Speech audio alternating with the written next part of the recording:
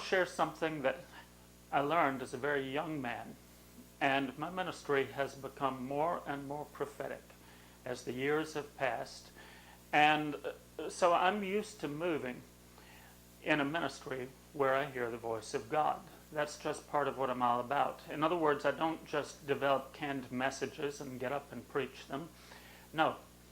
Every time I minister, I look for something new and fresh from the mouth of God. Jesus said, man doesn't live by bread alone, but by every word that proceeds out of the mouth of God. But if you're anything like me, there's something in you that says, I don't know if I'm the kind of person that can hear from God. Maybe you don't feel like you're very obedient. You don't feel like you're very spiritual. You don't feel like you're very sensitive. Maybe if you're like I was, you find that you go to a meeting and someone comes out and says, wasn't that awesome? The presence of God was so rich, and you didn't feel a thing. Well, that's what I was like when I began to hunger to hear the voice of God. And one day in my Bible reading, I caught on to something very, very simple. You know, Colossians 1, it says, Christ in you is the hope of glory. Just that phrase, Christ in you. Let me say this, Christ in you knows how to hear from God.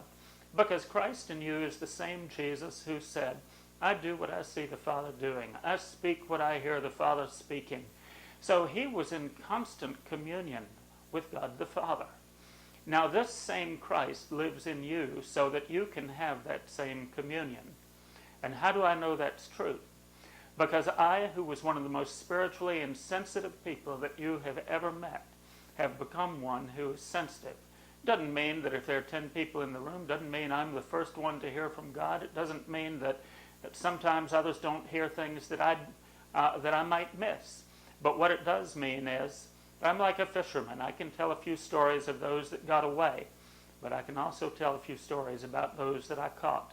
And I brought something home, and either I ate it or stuffed it and hung it on the wall.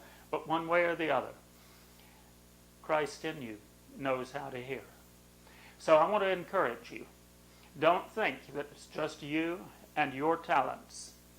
Your biggest talent is the one big gift. God so loved the world that he gave you his Son, so that if you would believe in him, you wouldn't perish, but have everlasting life. God so loved you that he gave you Jesus to live in you and to be an ear to hear what the Spirit of God is saying. This is something you can have. So be encouraged. Expect to hear from God if Jesus lives in you. It may be hard for you, but it's easy for him. He's been doing it for thousands of years.